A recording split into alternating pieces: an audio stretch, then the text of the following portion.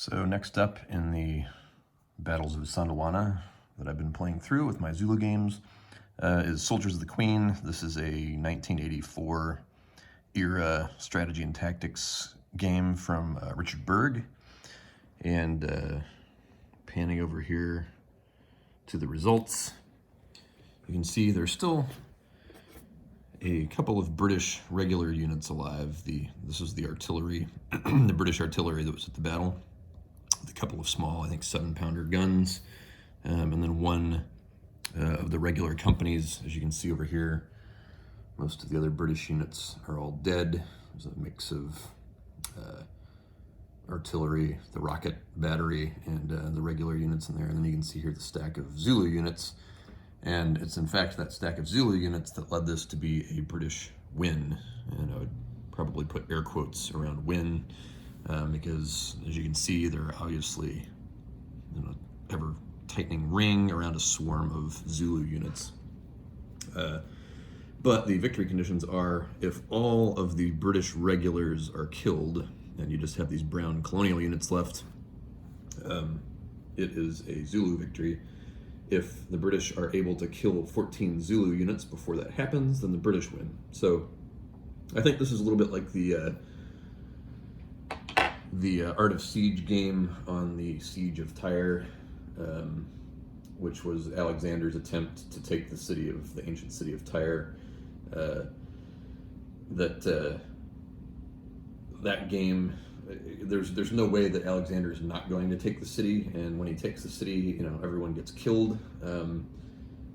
But you can sort of mitigate the scale of the victory. That's how as the Tyrians you can win the game, is by killing a certain number of Alexander's troops before he eventually sacks the city.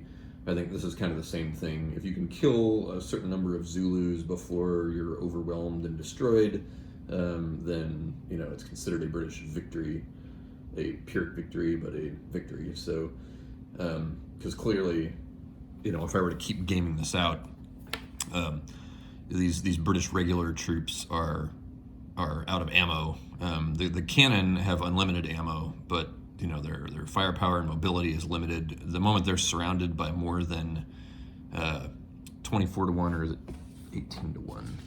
There's an automatic kill limit under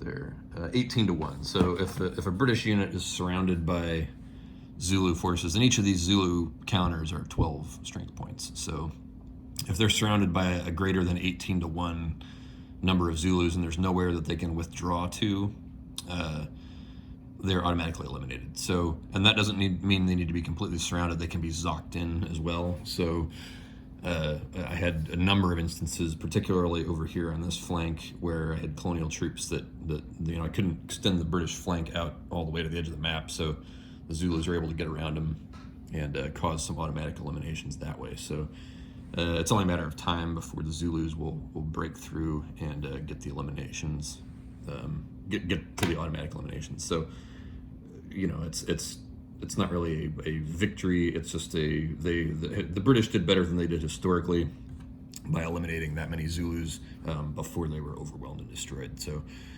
that was basically how the situation resolved out. Mistakes that I made. Well, I made the historical mistake. The British start kind of tightly around the mountain here, and I advanced them out to support the Durnford, and he's the only English leader who survived the battle.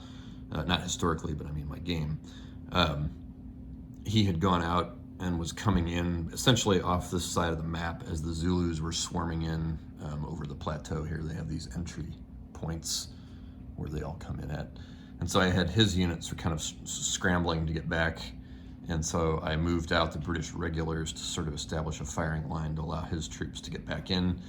And, historically, that's basically what happened. And that was one reason why the British lost. They couldn't maximize their fire. So, a single one of these companies, when it fires, it's going to be firing on the 5-6 column, which, pulling up the charts here, On your fire combat results, the 5-6 column, the best result you can get is a pin if you roll a 6 with a potential to kill a unit. You have to roll 2 6s in a row, basically the 6 for the pin and then a 6 for the kill. And that is unlikely. So, and that's a single British company firing. Now, if you, because they're on the, there's 2 strength points, and then the Martini Henry rifles at a range of 1 will give them a 1 right shift. They're on the 3-4. Sorry, they're on the 4. They have 4 fire points, and they get a 1 right shift, so they're firing on the 5-6 column, if it's a single company firing.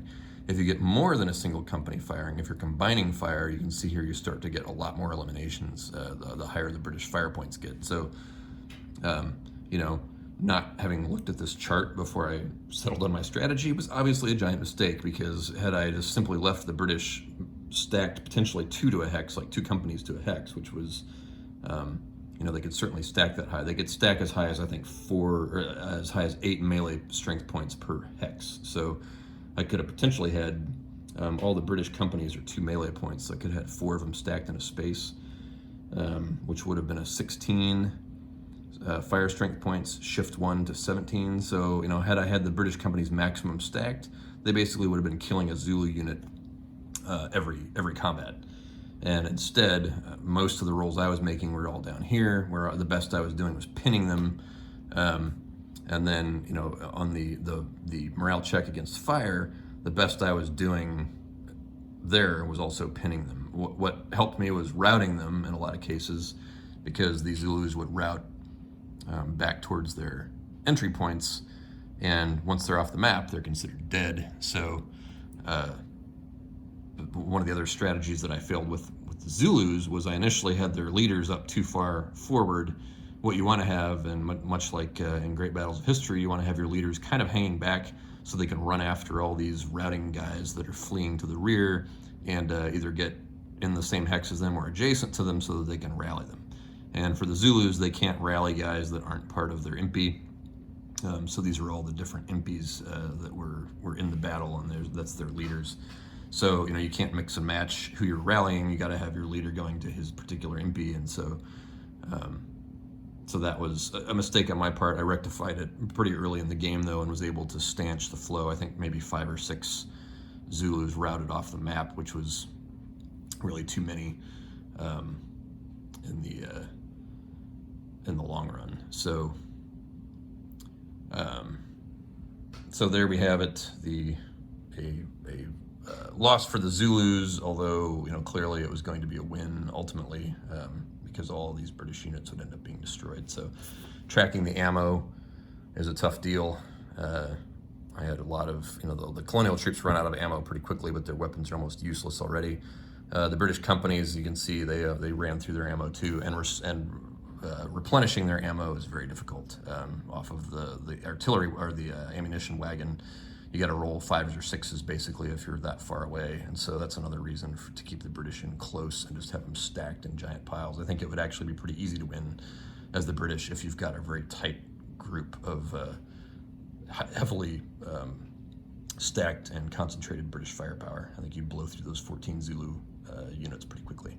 So that was the Battle of Isandlwana. Very much this is the most classic most classic war game rules type game I've played so far in the Isandlwana group. I'm going to flip this map over and play the Battle of Omdurman, which is, you can see here on the other side of the charts, another British colonial era battle from 1898, 1899, something like that. So going to check that out. A little break from my Zulu fighting. This is against dervishes in Sudan, but it'll be probably similar play-wise to Isandlwana, so I figured I'll go ahead and play it, and we'll see how that one turns out.